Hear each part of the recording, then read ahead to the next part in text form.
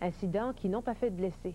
Par ailleurs, le vent et le froid se combinent pour donner là-bas des facteurs de refroidissement éolien allant de moins 30 à moins 40 degrés. Et de telles conditions touchent aussi les prairies américaines, juste au sud de la Saskatchewan et du Manitoba. Là aussi, la neige, le vent et le froid occasionnent des problèmes sur les routes. Ce froid plonge jusqu'au cœur du sud américain. Les résidents de Dallas et de Houston au Texas se sont levés ce matin à seulement 1-2 degrés. Les précipitations, parfois mêlées de neige fondante, ont rendu les routes plutôt glissantes dans ces secteurs. Mais consolons-nous, car le froid connu au Canada n'égalera jamais celui qu'endurent les résidents de la Sibérie, dans le nord de la Russie.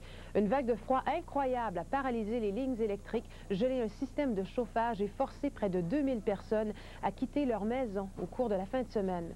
Le mercure a plongé jusqu'à moins 57 degrés Celsius dans la région de Yakutia, dans l'est de la Sibérie. Ce froid sibérien a fait 2,5 millions de dollars américains de dommages. Restez avec nous pour plus de détails.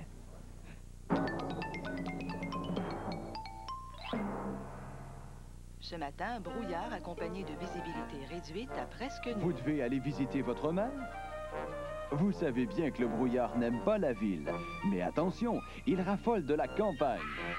La masse d'air humide et les vents calmes donnent du brouillard ce matin. Un dégagement est prévu en après-midi. Eh oui, Monsieur Jules. C'est ce qui arrive quand on ne voit pas plus loin que le bout de son nez.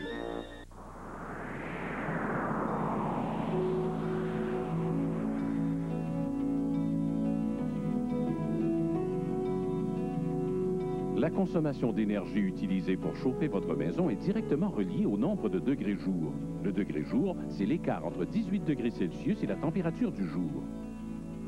Voici maintenant le nombre total de degrés jour mesurés depuis le 1er décembre. En comparant ce chiffre avec la normale, vous pourrez prévoir vos coûts de chauffage.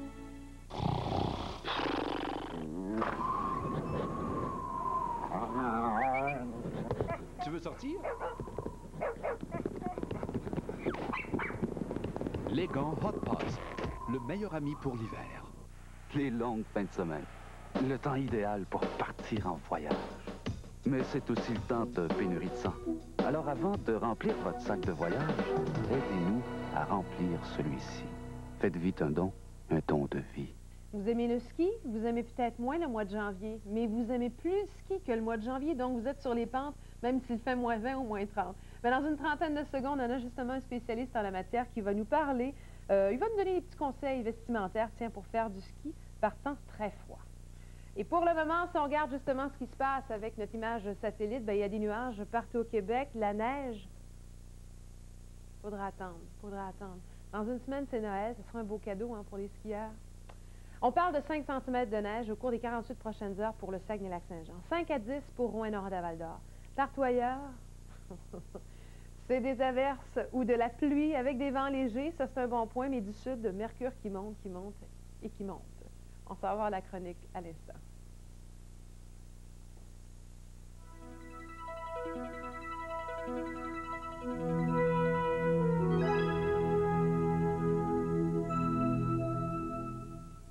Bonjour skieurs, faut pas se le cacher, il fait froid aujourd'hui. Par contre, c'est une journée très très belle pour aller en ski. Voici quelques conseils qui vont vous aider à être très confortable malgré la température. En partant des pieds et en montant vers le haut, au niveau des chaussures, la plupart du temps, le froid aux pieds est causé par un engourdissement des pieds. Donc, je ne vous recommande pas une deuxième, une troisième paire de bas. Une paire de bas très secs, des bas frais, en rentrant dans les chaussures, vont beaucoup aider. Skier aussi avec les bottes un petit peu moins serrées que d'habitude pour permettre d'avoir une bonne circulation dans les pieds. C'est un peu comme si vous voulez jouer du piano avec vos orteils.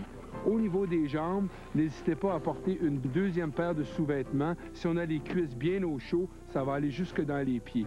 Pour les mains, portez des gants ou des bonnes mitaines et dès qu'on sent un peu de froid, arrêtez sur le bord de la piste et faites aller vos mains comme ça, tapez dans vos mains pour vite revenir la circulation dans les doigts. Au niveau du corps, je vous suggère la technique oignon, c'est-à-dire porter plusieurs épaisseurs au lieu de juste une épaisseur. Plusieurs épaisseurs vont vous garder au chaud et en même temps, vous allez être très, très à l'aise dans vos mouvements. Portez naturellement un foulard pour garder le cou au chaud Et la plupart la grande majorité, en fait, des vêtements ont un capuchon. Donc, quand je remonte dans les chaises, je porte toujours mon capuchon. Ça me garde ici la nuque bien au chaud, ça me scelle et puis ça fait une couche de plus sur la tête. Il ne faut pas oublier qu'on perd la grande majorité de la chaleur par la tête. Maintenant, au niveau des yeux, toujours porter un masque pour pas, ou des lunettes, si vous voulez, pour pas se geler les yeux. Et en même temps, les lunettes, ce qu'ils font, c'est qu'ils protègent le bas des joues. D'ailleurs, un petit truc qui ne coûte absolument rien, vous pouvez trouver dans toutes les cafétérias de ski du Canada, vous pouvez trouver des petites serviettes ici. Donc, quand il fait très froid, je vais placer cette serviette-là sur mon nez, en dessous des lunettes, ce qui me permet de me garder le nez et les joues bien au chaud, tout en ayant la bouche libre, donc il n'y a pas de condensation dans mes lunettes. Si jamais il y avait engelure, c'est-à-dire un rond blanc sur le nez ou sur les joues, il ne faut pas frapper sur la peau parce que vous allez endommager des tissus qui sont très fragiles quand ils sont gelés. Il s'agit de prendre sa main et de souffler de l'air chaud pour ramener un petit peu de rose sur les joues, se diriger lentement vers le bas et aller prendre un bon café pour se réchauffer. Donc, en conclusion, quand il fait froid, le ski est toujours très bon. La neige est sèche, la neige mord bien, surface de ski très égale. Très bonne journée pour aller skier si vous êtes bien préparé. Et j'espère que ces petits conseils-là vont vous aider à bien vous préparer en ce temps froid. Je vous souhaite une excellente journée de ski. Sortez dehors malgré le froid, c'est extraordinaire. Vous cherchez des fleurs ou des plantes? Que ce soit